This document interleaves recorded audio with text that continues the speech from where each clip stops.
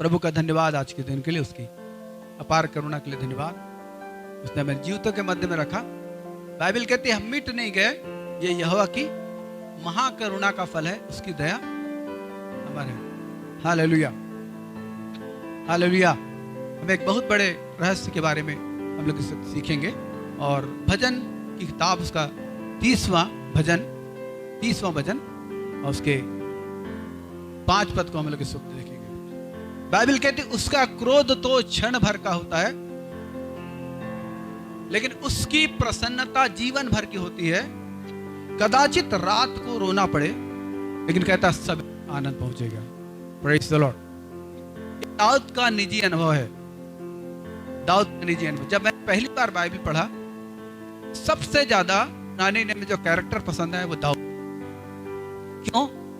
क्योंकि मेरे हृदय की गहरी लालसा ये थी, मैं यीशु मसीह को और भी जानूं, और भी गहराई से जानूं मैं यीशु मसीह को। तो मैं कैसे यीशु मसीह को और भी गहराई से जान सकता हूं? व्यक्तिगत रीति से।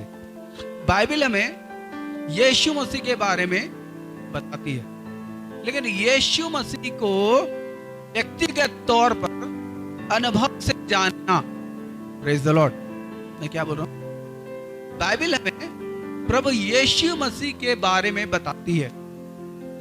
तब पाते हैं कि यीशु मसीह तरस खाने वाले प्रभु थे, यीशु मसीह चंगा करने वाले प्रभु थे, यीशु मसीह भलाई करने वाले प्रभु थे, यीशु मसीह आंसुओं को पोंछने वाले प्रभु थे। तो यीशु मसीह को ज्ञान के द्वारा जानना, लेकिन यीशु मसीह को निजी अनुभव से जानना, व्यक्तिगत तौर पर जानना, ये ज्यादा आरती और उपयोगी चीज होती है। Hallelujah, hallelujah. और ये चीज सीखने का अनुग्रह मुझको मिला दाऊद के जीवन से, दाऊद के जीवन से। कि दाऊद के लिए परमेश्वर जैसा है, यीशु मसीह बिल्कुल मेरे लिए वैसे ही है। क्योंकि यीशु मसीह ने परमेश्वर को प्रकाशित किया। बाइबल कहती है यीशु मसीह ने, मतलब देहधारी ईश्वर, देहधारी परमेश्वर यीशु मसीह, उसने अदृश्य परमेश्वर को प्रकट किया। यूहन्ना रचित सुसमाचार उसका पहला अध्याय 18 पद देखें। यूहन्ना रचित सुसमाचार पहला अध्याय 18वां पद। परमेश्वर को किसी ने नहीं देखा। हाँ, बाइबल कहते परमेश्वर को किसी ने कभी नहीं देखा। इकलौता पुत्र जो पिता की गोद में है, इकलौता पुत्र जो पिता की गोद में है, उसी ने उसे प्रकट किया। उसी ने उसे प्रकट किया।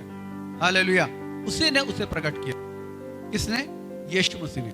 तो दाऊद ने, पुराने नियम में दाऊद जिस रीति वह निजी अनुभव में आया, दूसरे शब्दों में बोलूं, जब दाऊद अभिषेक पवित्र आत्मा से हुआ, हालेलुया, राजा बनने के लिए, उससे पहले ही दाऊद ने परमेश्वर से प्यार करना सीखा था। हालेलुया। जब आप दाऊद के जीवन के अनुभव को पढ़ेंगे, जब दाऊद के जीवन के अनुभव को पढ़ेंगे, तब आप एक महत्वपूर्ण चीज को जानेंगे, एक बहुत ही सामर्थ्य चीज को आप दाऊद के जीवन से जानने पाएंगे। दाऊद भी हमारे समान दुख भोगी मनुष्य था, और जब उसके जीवन को देख रहा था, तब मैंने देखा वो एक तिरस्कृत, अपने परिवार में तिरस्कृत व्यक्ति था।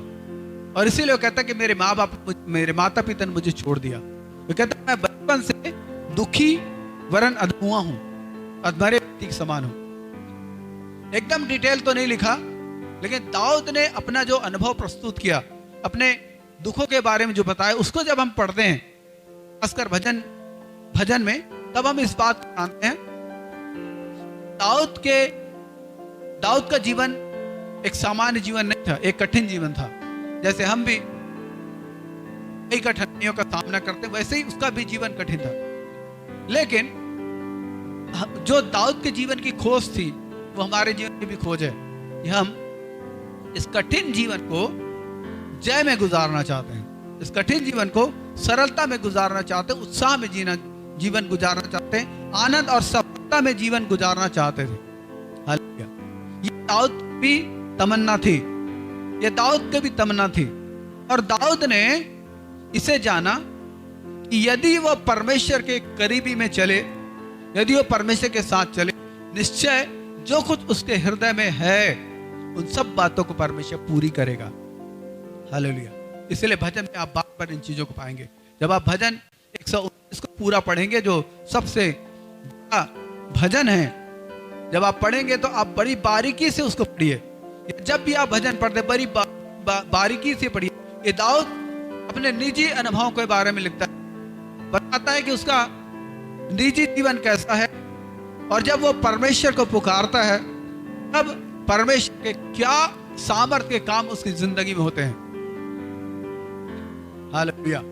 और इस रीति से अपने जीवन के कठिन समयों में जब वो उनसे छुटकारा चाहता था और वो परमेश्वर को पुकारता था और परमेश्वर की सहायता उसे मिलती थी, तो दाऊद ने परमेश्वर को निजी रीति से जाना। हालेलुया।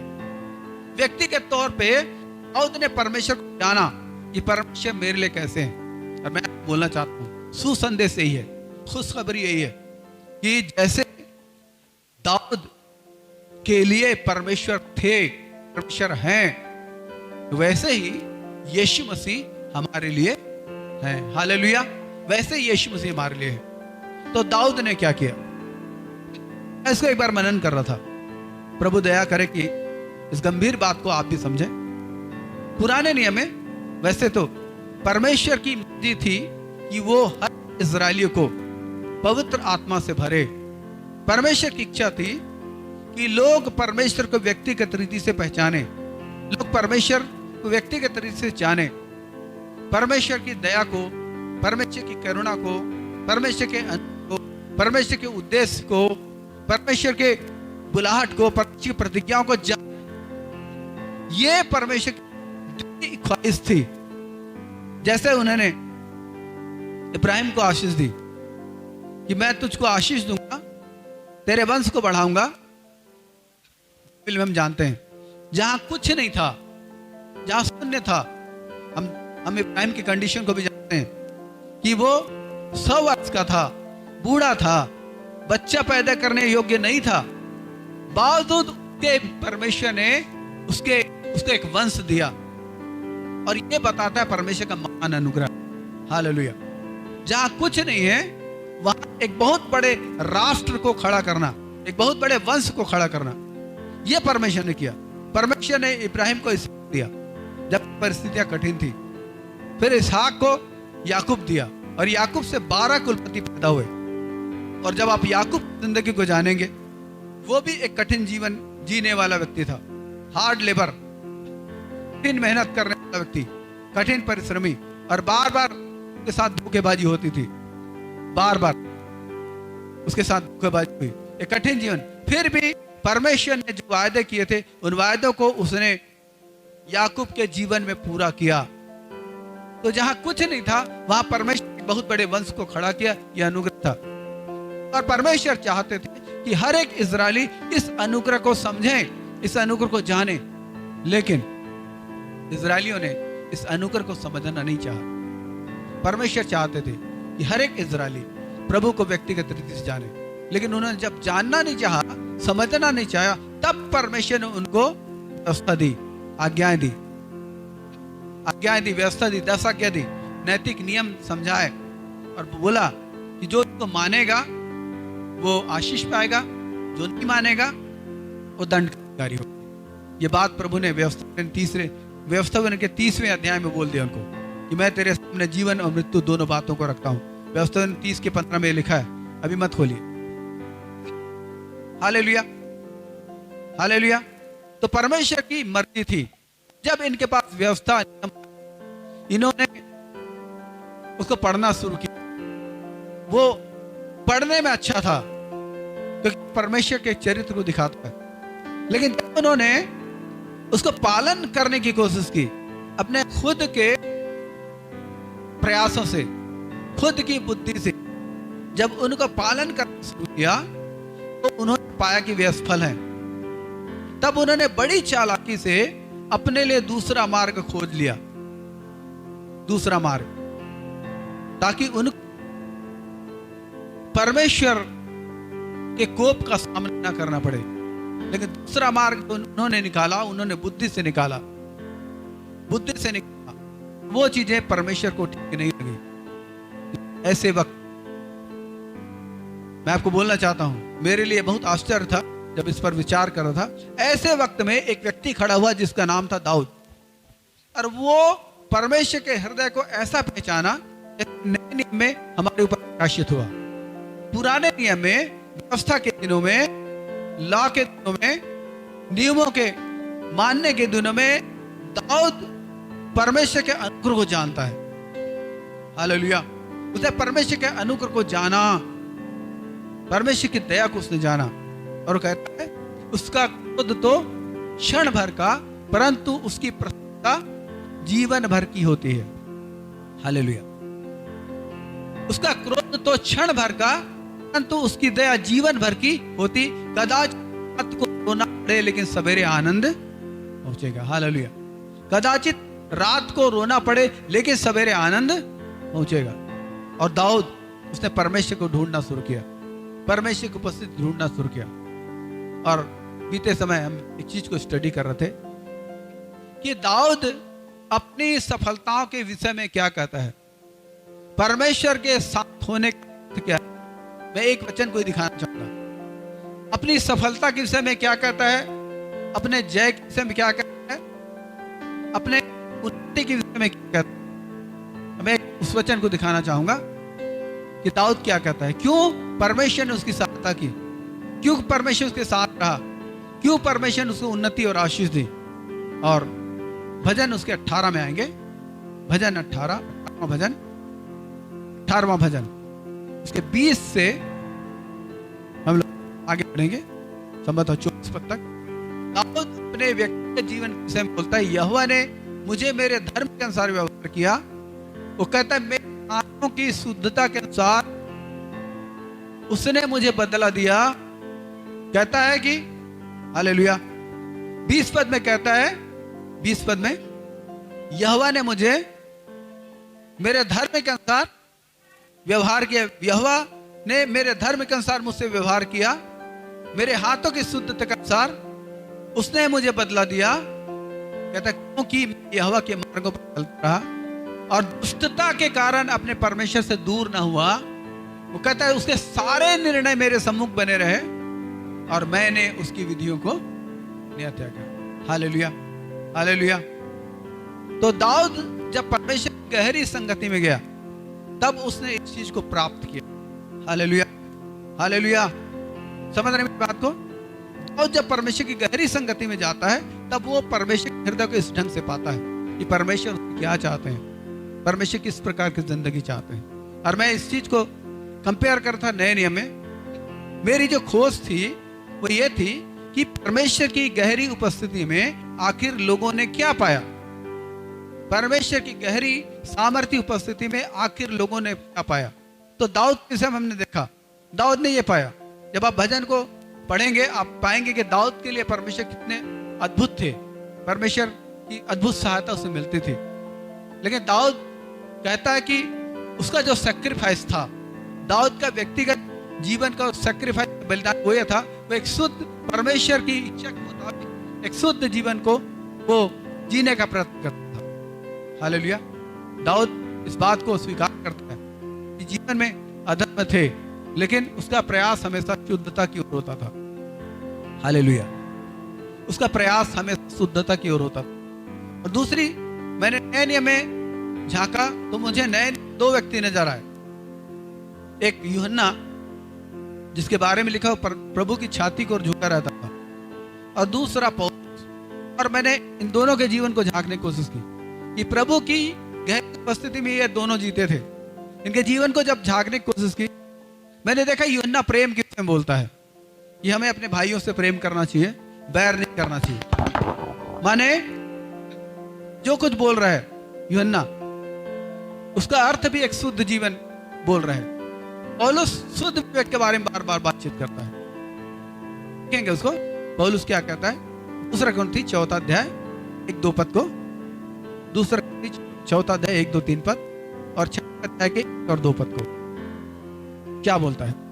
इसलिए जब हम पर ऐसी दया हुई, इसलिए कि हम पर ऐसी दया हुई कि हमें यह सेवा मिली, हमें ये सेवा मिली, तो हम हम हियाव नहीं वो हम छोड़ते, हियाव नहीं छोड़ते, परंतु हमने लज्जा के गुप्त कामों को त्याग दिया हमने लज्जा के गुप्त कामों को त्याग दिया और न चतुराई से चलते और न चतुराई से चलते और न परमेश्वर के वचन और न परमेश्वर के वचन में मिलावट करते हैं, परंतु सत्य को प्रकट करके लेकिन सत्य को हम प्रकट करके परमेश्वर के सामने हर एक मनुष्य के विवेक परमेश्वर के सामने हर एक मनुष्य के विवेक में अपनी भलाई बैठाते तो हैं। कहता अपनी भलाई को, हालेलुया।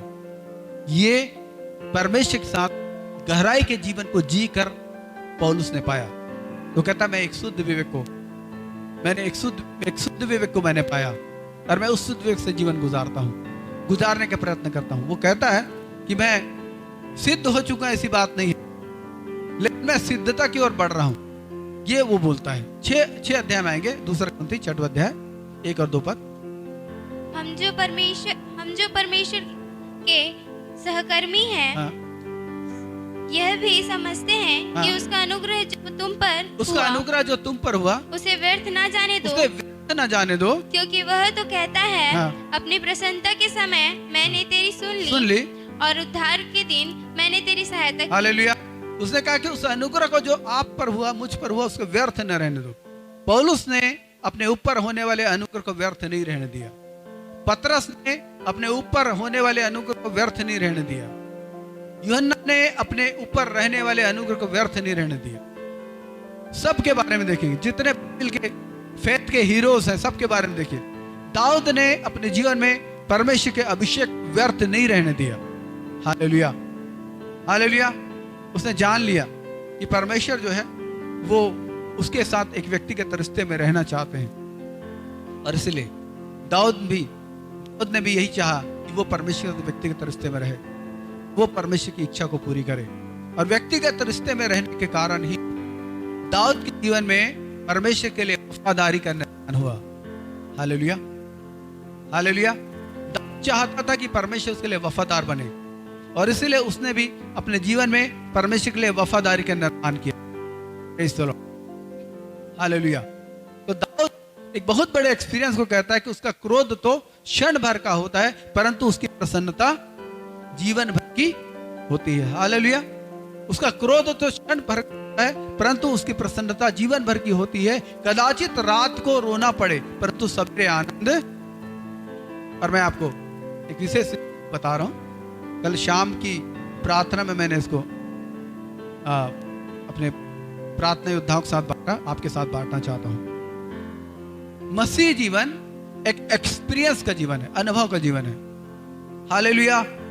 मसीह जीवन, मसीहत, ये एक धर्म कर्म को पूरा करके जीने वाला, रीति परंपराओं को पूरा करके जीने वाला जीवन नहीं, लेकिन परमेश्वर के साथ व्यक्तिगत संगति में जीने का जीवन है। हालेलुया। एक अनुभव, निजी अनुभव का जीवन है, एक अनुभव से होकर गुजरने वाला जीवन है।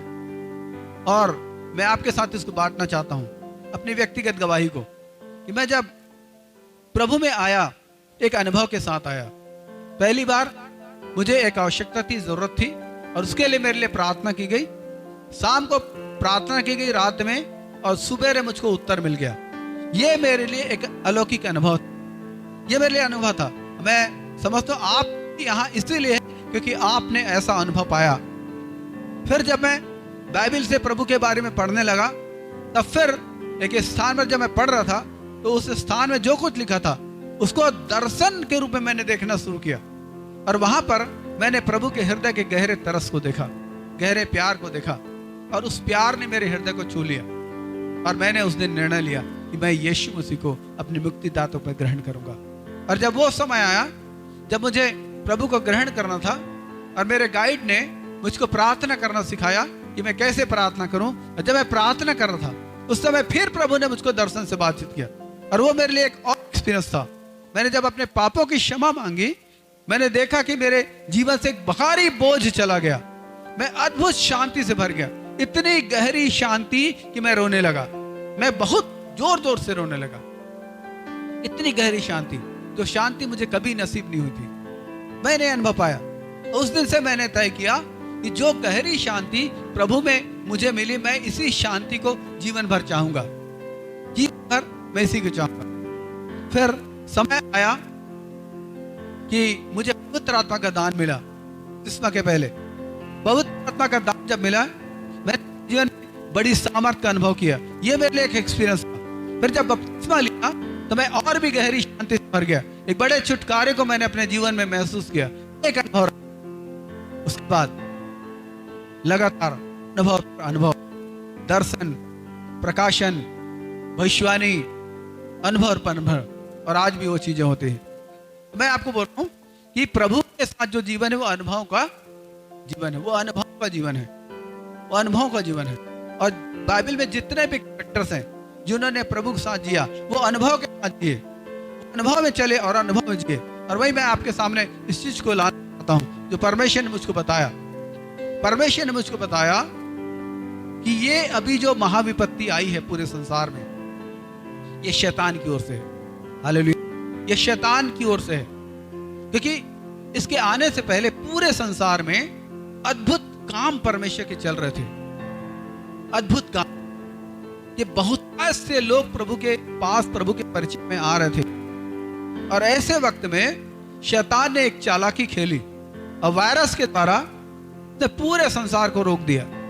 लेकिन बाइबल कहती है जो लोग परमेश्वर से प्रेम रखते हैं उनके लिए सब बातें मिलकर भलाई को करती हैं। और इसी चीज को प्रभु मुझको बता रहे थे, इसी चीज को मुझको शो कर रहे थे कि जितने लोग परमेश्वर को प्यार करते हैं, आत्मा से भर कर चलना चाहते हैं, उनके खुशखबरी है। खुशखबरी है एक गहरा अभिषेक पृथ्वी पर प्रभु के लोगों के जीवन में आने जा रहा है, कलीसिया में आने जा रहा है। कलीसियाओं में एक गहरा अभिषेक आने जा रहा है। पहले से भी ज्यादा सामर्थ्य रीति से प्रभु इस पृथ्वी पर चलने वाले हैं। Hallelujah, hallelujah. एक बात क्लियर करना चाहता हूं। कई लोगों ने कहा, मैंने प्रचार भी सुना कि परमेश्वर पृथ्वी को दंड दे रहे हैं, लेकिन अपने ज्ञान और ज्ञान के अनुभव के अनुसार मैंने इस बात क्लियर किया और आपके सामने भी क्लियर करना चाहता हूं कि वर्तमान जो युग है वो दंड का युग नहीं है। मैंने पहला जो सेशन था और उसमें मैंने इस चीज को डिटेल में बोला था, और जरूर YouTube में मैं चाहूंगा नसीम भाई आज YouTube में उसको डाल दें ताकि आप लोग भी उसको देख सकें कि मैंने क्या बोला है। और मैंने बताया कि वर्तमान समय जो है वो दंड का समय नहीं है। दंड कब आएगा? जब कलीसिया आकाश के बादलों पर उठा ली जाएगी। वर्तमान जो युग है वो अनुग्रह का युग है, वो युग जो है पवित्र आत्मा का युग है, उद्धार का युग है। इसे उद्धार का युग, अनुग्रह का युग, पवित्र आत्मा का युग कहते हैं। यीशु मसीह जब पहली बार पृथ्वी पर आए मनुष्य बनकर उन्होंने जब यहाँ मनुष्य तन धारण किया, उन्होंने कहा कि मनुष्य का पुत्र खोए हुओं को ढूंढने और उनको उद्धार करने आया है। हालेलुया। फिर एक दिन ऐसा आएगा जब यीशु मसीह आकाश के बादलों पर आएंगे, और आकाश के बादलों पर आएंगे और कलीसिया माने मैं और आप, हम सब बादलों पर उठा लिए जाएंगे। उसके बाद इस पृथ्वी पर 7 वर्ष का एंटी क्राइस्ट का शासन शुरू होगा। एंटी क्राइस्ट के शासन में उस समय अन्य जातियों का समय पूरा हो जाएगा, और फिर यहूदियों के बीच में जो प्रभु प्रिय लोग हैं, प्रथम चुने हुए लोग, उनके बीच में रिवाइवल था। 1,44,000 यहूदी वो लोग बचाए जाएंगे, जिस बारे में प्रकाशित वाक्य के 7वें अध्याय में लिखा है। 1,44,000 यहूदी जब बचाए जाएंगे, ये यहूदी पूरी दुनिया में यीशु मसीह के राज्य का सुसमाचार प्रचार करेंगे। वो बोलेंगे ये व्यक्ति जो सिंहासन पर बैठा है मसीह विरोधी, ये असली मसीहा नहीं है, मसीहा आने वाला है। और जब वो इस प्रकार से प्रचार करेंगे, एंटी जो समय पूरे फुल पावर में होगा, वो अपने साथी राष्ट्रों के साथ वो इन पर धावा करेगा, इनको मारेगा, इनको नष्ट करेगा। इतने लोग मनुष्यों को कंट्रोल करने के लिए, अपने हाथों में रखने के लिए एंटी क्राइस्ट चिप का निर्माण जो करेगा, चिप फिट करेगा माथे या हाथ पे, और माथे या हाथ पे जो चिप करेगा, इस चिप के कारण वो मनुष्यों के माइंड को कंट्रोल करेगा, थॉट्स को, विचारों को कंट्रोल करेगा। और उनको, उनके भीतर यदि उस प्रति विरोधी विचार आएंगे, वो उन विरोधी विचारों को डिलीट कर सकेगा, अपने विचारों को वहां डाल सकेगा, जैसे कंप्यूटर में होता है। और ऐसा करके वो लोगों को अपने पक्ष में करेगा। वो परमेश्वर के लोगों के खिलाफ खड़ा होगा, परमेश्वर की निंदा करवाएगा, तब परमेश्वर का दंड उन पर आएगा, उन पर परमेश्वर का दंड आएगा। लेकिन हाँ, उस समय भी जो लोग प्रभु के लोग होंगे उन पर परमेश्वर का अनुग्रह होगा। हालांकि वो बड़ी कठिनता से उद्धार पाएंगे, वो मारे जाएंगे तो जीवित नहीं रहने दिया जाएगा, तड़फाया जाएगा, दौड़ाया जाएगा, मारा जाएगा और ऐसा, लेकिन वो उद्धार पाएंगे, लेकिन उन पर अनुग्रह रहेगा। लेकिन बाकी पृथ्वी पर परमेश्वर का दंड आएगा। हालेलुया। लेकिन वर्तमान दंड का समय नहीं है। जो कुछ विपत्ति संसार में आई है कोरोना वायरस के रूप में, ये शैतान के द्वारा प्रत्यायोजित है, ये शैतान के द्वारा लाई गई विपत्ति है। और यीशु मसीह ने बोला कि चोर किसी और काम के लिए नहीं, चोरी करने, घात करने, नष्ट करने आता है, परंतु मैं इसलिए आया कि वे जीवन पाए और, बोलिए, जीवन पाए और क्या जीवन? बहुतायत से। और यही बहुतायत जीवन देने के लिए परमेश्वर एक नए अभिषेक को इस पृथ्वी पर उतार रहे हैं। मेरे और आपके जीवन में एक नए अभिषेक उतार रहा है। हालेलुया। हमें नए अनुभव में लेकर जाने वाला है, हमें आत्मा के नए आयाम में लेकर जाने वाला है, हमें सामर्थ के नए परिचय में लेकर जाने वाला है परमेश्वर। हमें सामर्थ के नए परिचय में लेकर जाने वाला है, अपने वचनों के गहरे प्रकाशनों में लेकर जाने वाला है, और इन सब के द्वारा परमेश्वर में जय में लेकर जाने वाला है। हालेलुया, जय में लेकर जाने वाला। अब कलीसिया का जो अंतिम भागों में हम रह रहे हैं, अंतिम समय में रह रहे हैं, और ऐसे वक्त में परमेश्वर अपने पवित्र आत्मा को गहराई से उंडेल रहे हैं। आप भी अपने आप को तैयार करें, आप भी अपने आप को तैयार करें, अपना जीवन प्रभु को समर्पित करें, अपना ध्यान प्रभु के चरणों में लगाएं, अपना वक्त प्रभु के चरणों में प्रार्थना में गुजारें, में गुजारें। देखिए परमेश्वर कैसे अद्भुत काम करेंगे। मैं कह रहा हूं इसी सप्ताह, आज जब आप ये संदेश सुन रहे हैं, इस सप्ताह, अगले सप्ताह इस गवाही की जरूरत है। इसी सप्ताह आपके जीवन में अनोखी अद्भुत बातें होनी शुरू हो जाएंगी। इसी सप्ताह से आपके जीवन में आत्मा का एक नया अभिषेक आएगा। इसी सप्ताह यदि आप इसे ग्रहण कर रहे हैं, इसी सप्ताह पवित्र आत्मा के साथ आपका संबंध और आगे बढ़ेगा। आप प्रभु को और गहराई से जानने लगेंगे। इसी सप्ताह ये होने वाला है, एक कुछ नया स्टार्ट होने वाला आपके जीवन में, कुछ नई बातें होने वाली है। यदि आप इसे ग्रहण कर रहे हैं, बिल्कुल बोलिए, प्रभु जी मैं इसे ग्रहण करता हूं, रिसीव, ग्रहण करता हूं, ऐसे बोलिए। Thank you Jesus, hallelujah.